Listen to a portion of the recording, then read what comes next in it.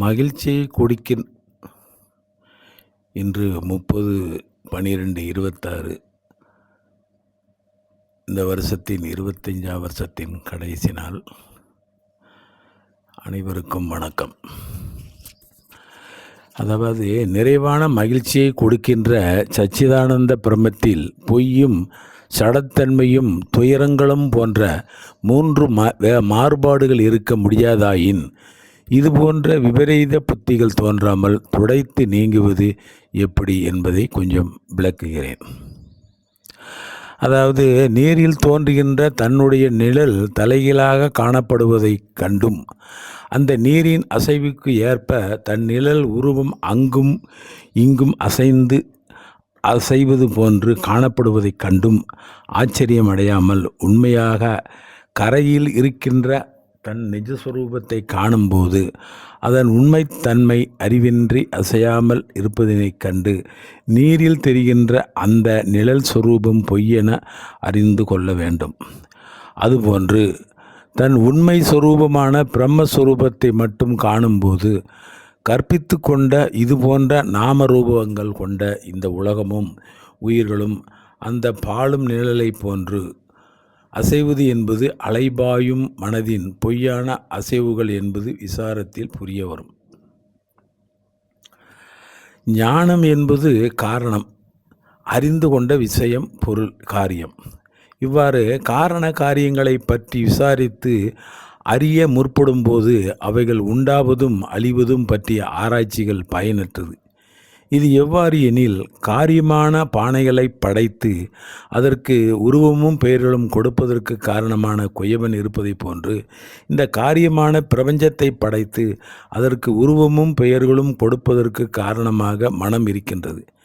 இதில் நாம ரூப காரியங்களுக்கு மனமே காரணமாக இருப்பதால் இந்த காரிய காரணங்களை உண்டாக்குவது எப்படி, இவளை நீக்குவது எப்படி என்ற ஆராய்ச்சிகள் நம்மளுக்கு தேவையற்றது.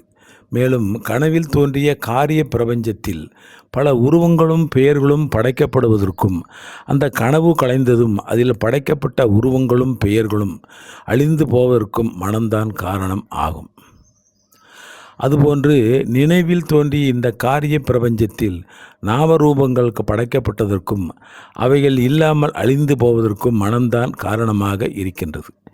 இவ்வாறு இந்த மனதினை கொண்டு பிரபஞ்சத்தில் நாமரூபங்கள் தோன்றுவதும் மறைவதும் எப்படி என்றால், ஜடமான அந்த பொய் தோற்றங்களை பற்றி ஆராய்ந்து கொண்டிராமல் சத்குருவின் வாயிலாக இதுவரை விசாரித்து அறிந்து கொண்ட விருத்தி ஞானத்தினால் அடைந்த தெளிவினை கொண்டு விவாதத்தினாலும் ஆராய்ச்சியிலும் ஈடுபடாமல் சேதனமான தன் சுரூபத்தை உணரக்கூடிய உன்னதமான தன்னுணர்வில், தன்னறிவில், அதாவது ஆத்ம ஞானத்தில் எப்பொழுதும் முழுமையாக இருந்தால் போதும்.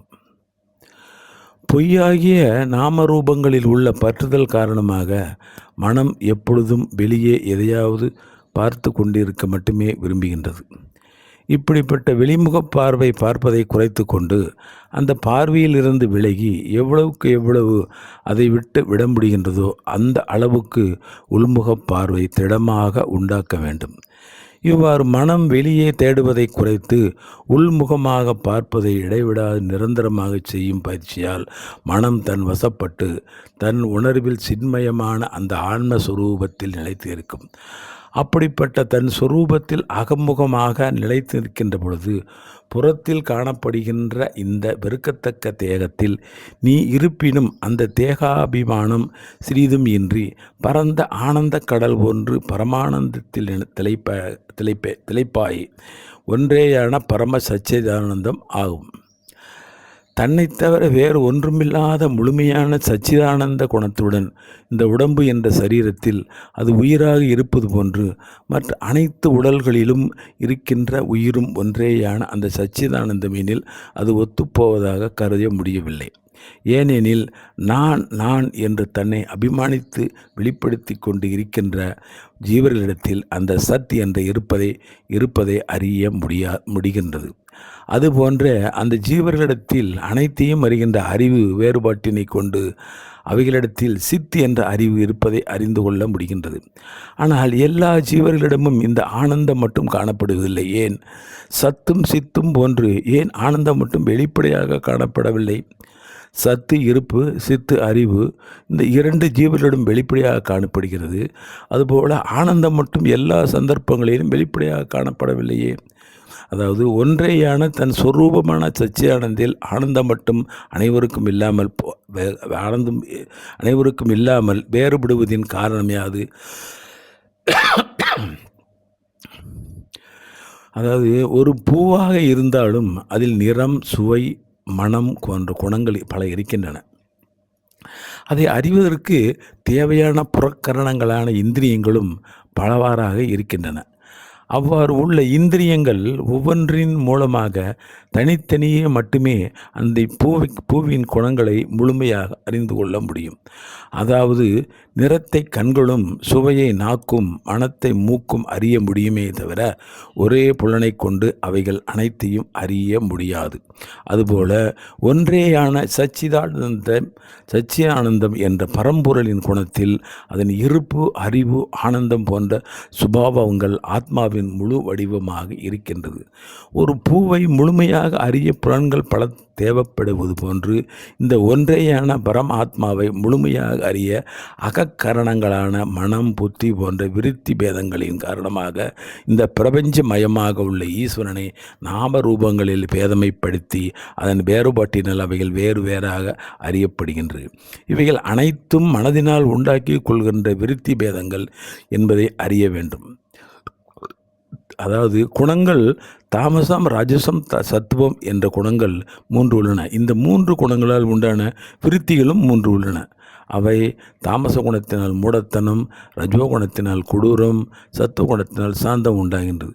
இந்த கொடூரம் என்பது ஆசை, கோபம், கருமித்தனம் போன்று அகங்காரம் மற்றும் பொறாமை போன்ற துர்க்குணங்களாகும்.